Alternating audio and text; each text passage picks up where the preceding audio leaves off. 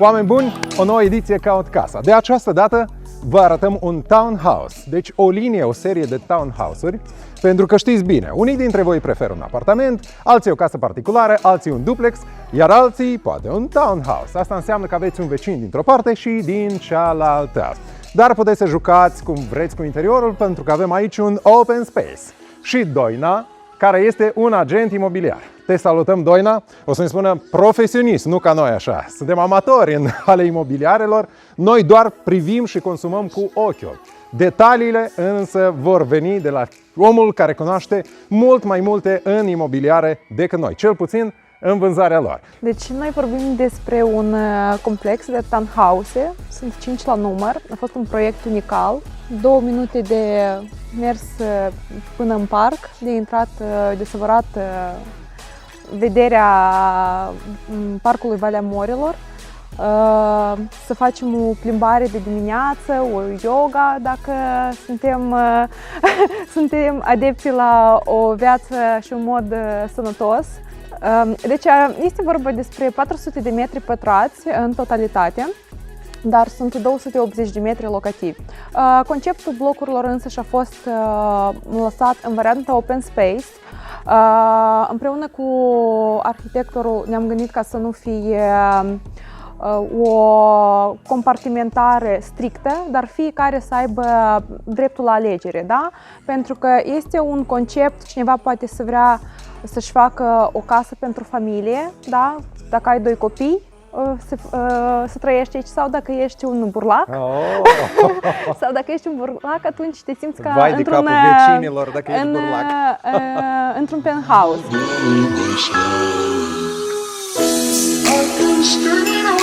Am lăsat mașina în garaj și urcăm sus în living. Eu aș face aici un living și avem, veniți cu noi să vedeți ce avem aici. Aici avem deschidere în parc, în parcul Valea Morilor. Bei un ceai dimineața, aici o canapea, da? Și o bucătărie aici avem. Aici este o masă rotundă. O masă rotundă. Asta dacă vreți o rotundă, puteți să o puneți pătrată dacă vreți. Hai să mergem la balcon și pe urmă vă spunem detalii. Da? Zona de bucătărie și zona de living.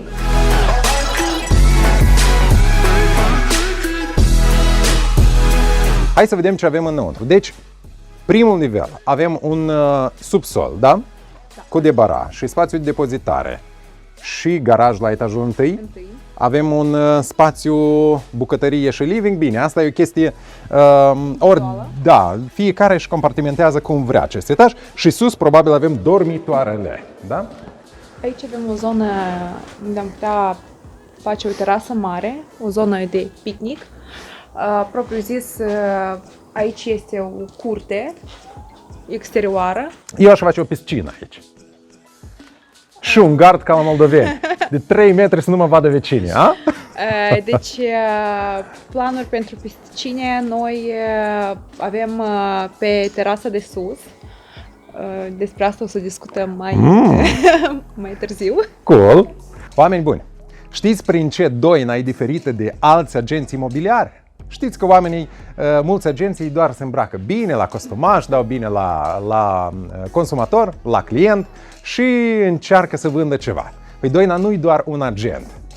Ea are ca mod de a petrece timpul liber zborul cu avionul. Deci ea pilotează avioane. Prin asta acum ascuțim urechile și vom fi mult mai atenți și vom trata cuvintele ei cu mai mult respect. Ia să vedem câți dintre voi ați urcat la ghidonul unui avion, da? La manșă. La manșa unui avion. Vedeți dacă suntem amatori.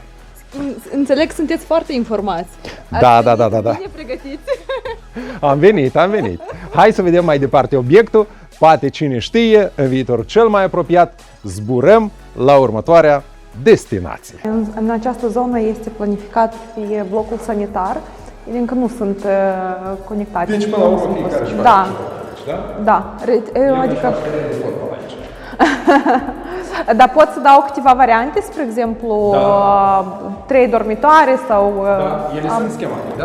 Schematic ele nu sunt, dar și полет воображения. Fantezie. Ce fantezie acolo aveți în capul vostru, așa facem. Și mai avem un nivel sus, da? Da. Vreau să spun, aici avem posibilitate de a face din nou. Dacă nu avem nevoie de 3 dormitoare, avem posibilitatea de a face o garderobă mare, așa cum ne place nouă la femei, cu multe dulapuri, cu multe sertare, cu oglindă mare, un dormitor și încă o zonă pentru dormitor.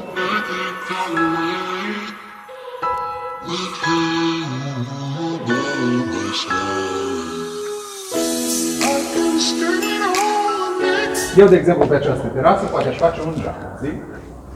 Asta a fost o sugestie de-a doinei. Și sau poți să pui un sac de box aici. Poți să-l atârni și să faci sport dimineața. Nu, cred că jacuzzi este o idee mai bună. Uite. Pentru box avem subsolul, unde acolo am putea face chiar o sală de sport, nu doar... Mie mi-a venit încă o idee.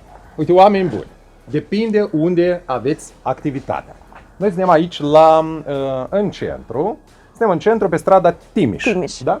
Și dacă voi, de exemplu, aveți locul de muncă la Buicane, acolo spre Dendrariu, ai pus tiroliana așa și ca Tom Cruise ai scos cureaua și ai mers la muncă.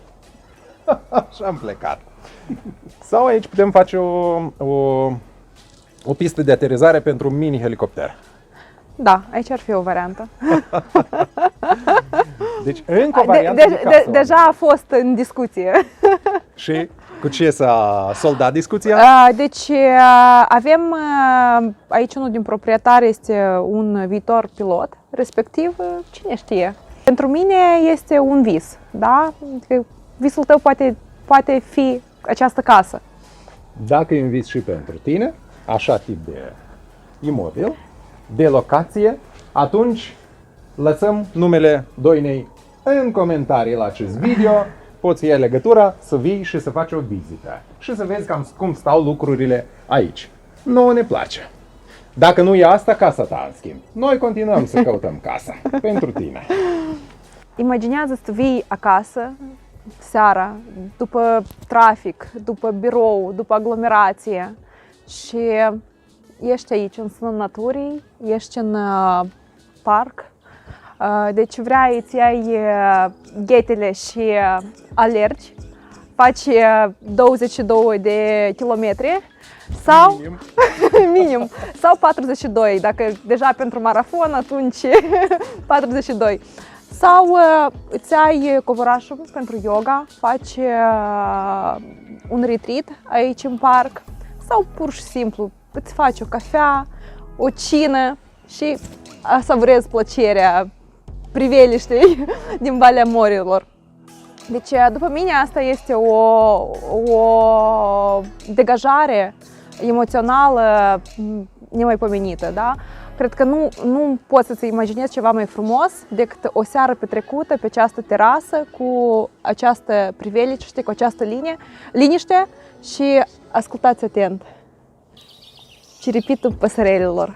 Asta este wow. Deci, ne interesează cât costă această bunătate de casă. Deci să mai vorbim despre priveliște în parc. Lăsăm noi banii departe, ce noi bani avem. Până la urmă, pentru așa o plăcere, eu cred că banii nu contează. Da, într-adevăr. Dar totuși această frumusețe are un preț. Și are un preț, eu înțeleg de ce. Deci, oameni buni, aici să obții autorizații de construcție, este un moment. Aici să faci lucrări săpături, aici o grămadă de rețele. Să procuri teren. Să procuri teren. Nu deci, este. Exclusiv nu-i. Deci aici o serie de factori care poți să înțelegi prețul. Și totuși prețul este... 1, 2, 3, prețul este... 320.000. 320.000 de euro. De euro. Dacă totuși ești în căutarea casei, eu cred că asta este o casă cool pentru tine. Pentru mine? Da.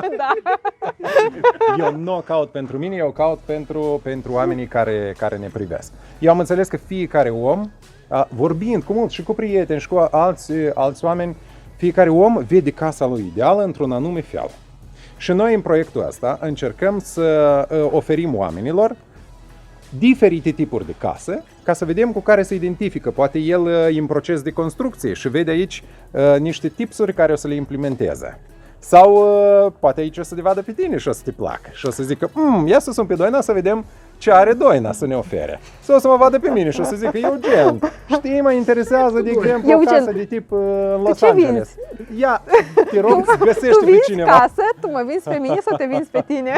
Nu, noi încercăm să petrecem timpul frumos cu oamenii care ne urmăresc și sperăm că vor fi mai mulți de acum încolo și îi așteptăm să ne dea un like și îi așteptăm să dea un feedback. Da, și feedback și să ne urmărească. Să dea acolo subscribe, să vă abonați la canalul Caut Casa. Și cu siguranță veți găsi, dacă nu în seria asta, dacă nu în cele precedente, în următoarele serii, o casă perfectă care o să vă inspire spre un trai frumos de acum încolo. Pentru că este important în fiecare dimineață să te trezești în casa ta și să primești plăcere. În fiecare lumină, dimineață. soare și Parc, pădure, parc, lac. pădure.